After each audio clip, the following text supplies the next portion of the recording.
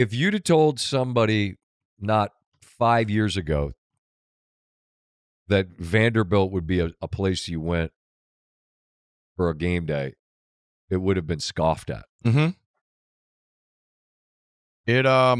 It's awesome. And we spent a lot of time on our call this week talking about how it's been built, and Clark Lee got laughed off the stage. I was just going to say, remember, years ago, SEC Media Day, and talking about what Vandy we're going to be the best program in the country, and it takes a lot because he believes it. And there's an awesome story. I'm not sure if we're going to be able to tell it. Of Clark's best high school friend, this dude Barton Simmons. You would know the name, of course. Used to be a recruiting guy 24/7. He played football at Yale back in the day when I came home from college, and crossed paths once or twice. But when he got into his recruiting space and I started doing all the college football stuff, he told me he was going to go do this, and I'm super, super happy for him because those guys have a lot of self-pride. They're smart dudes, and they got it. And now in this day and age of, we've talked about Utah with Dampier and offensive coordinator, Oklahoma bringing Mateer and Arbuckle, the offensive coordinator. It's happened a bunch of other places, but Vanderbilt was the first one to do it with bringing Pavia and Coach Kill and Coach Beck. And it's to think that they were the trend in this madness of just pay. It's really, really cool. And they're a treat to watch, man. Pavia is a lot because he the ultimate underdog and thinks he's the heavyweight champion, which I respect. But they are a pain in the ass of what they bring to the table offensively, and the way Bama plays defensively, they're going to cause the same problems. And we saw last year what happened when Bama didn't take care of the football and couldn't get off the field on third downs. And it has all the makings of an awesome matchup. And we should have a better crowd because it's 3:30 Eastern kick and not a night game in T-Town. So we'll be on the quad and ready to go. Get a little Chuck's Fish, maybe a little Innisfree, Trip, and we'll be fired up. Just want to run through a couple of these, if I might. We got waiver wire? 40-35 last year in Nashville. Mm-hmm.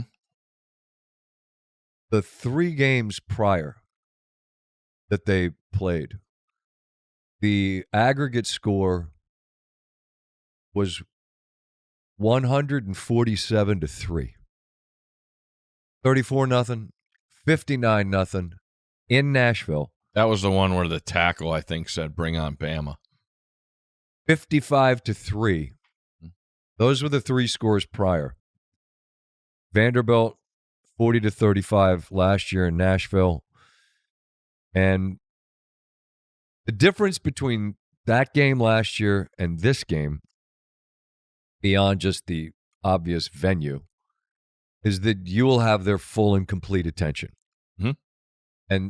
And so, as great a story as it is, as much praise as I would echo for Clark Lee and how his group's done it, there's a very different I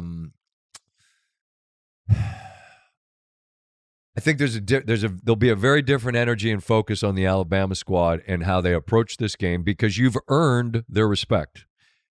And what comes with that is a steeper hill to climb because, they slept on you, I think. And now they know just how much of a pain in the ass Pavia is, how hard it is to get him off the field.